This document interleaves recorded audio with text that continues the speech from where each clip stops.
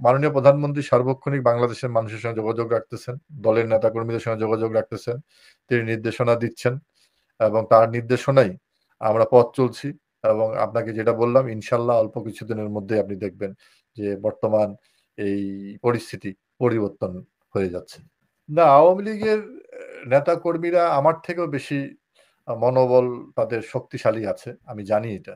কারণ প্রতিনিয়ত আমি কথা বলছি, তারা অনেক নিদারুণ কষ্টের মধ্যে আছে। আমি বলেছি তাদের অনেকেই খাওয়ার সংস্থান নাই, থাকার সংস্থান নাই। কিন্তু যেহেতু আদর্শ আছে, চেতনা আছে, হ্যাঁ? তারা কিন্তু এখনো লড়াই চালিয়ে যাচ্ছে। তারা লড়াই চালিয়ে যাচ্ছে এবং তারা আমি মনে করি যে তাদের এই যে শক্তি, এই শক্তি হচ্ছে বাংলাদেশের জনগণকে পথ দেখাবে। পথ দেখাবে। আমরা সাধারণ মানুষের দল যেহেতু আওয়ামী লীগ, কারণ আমাদের নেতাকর্মীরা সাধারণ মানুষের সমর্থন পাচ্ছে। বাংলাদেশের মানুষ, বাংলাদেশের তরুণরা আজকে ধীরে, ধীরে উপলব্ধি করছে কত বড় ভুল হয়ে গেছে। কত বড় ভুল হয়ে গেছে। আজকে আজকে বাংলাদেশের মানুষ আবার ইউ-টার্ন নিয়ে নিচ্ছে।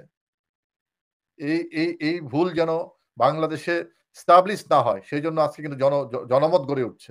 এবং আপনি দেখবেন আগামী কিছুদিনের মধ্যেই এই গণবিস্ফোরণ ঘটবে এই দেশবিরোধী কর্মকাণ্ডের বিরুদ্ধে।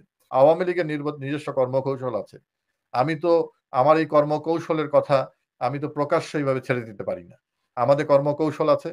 আমি আগেও বলেছি ওয়েট অ্যান্ড সি, অল্প কিছুদিনের মধ্যেই দেখবেন বাংলাদেশের সিনারিও চেঞ্জ হয়ে যাবে। অল্প দিন মানে অল্প দিনই।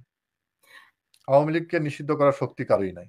যে দেশের সংখ্যাগরিষ্ঠ মানুষ যেই দলকে সমর্থন করে, যে দেশের মানুষ সংখ্যাগরিষ্ঠ মানুষ মুক্তিযুদ্ধকে সমর্থন করে, যে দেশের সংখ্যাগরিষ্ঠ মানুষ অসাম্প্রদায়িক সকল ধর্ম বর্ণ নির্বিশেষে একটি সুখী সমৃদ্ধ বাংলাদেশে বিশ্বাস করে, সেই দেশে আওয়ামী লীগকে নিষিদ্ধ করার অর্থই হচ্ছে এই দেশকে জঙ্গিবাদের হাতে তুলে দেওয়া।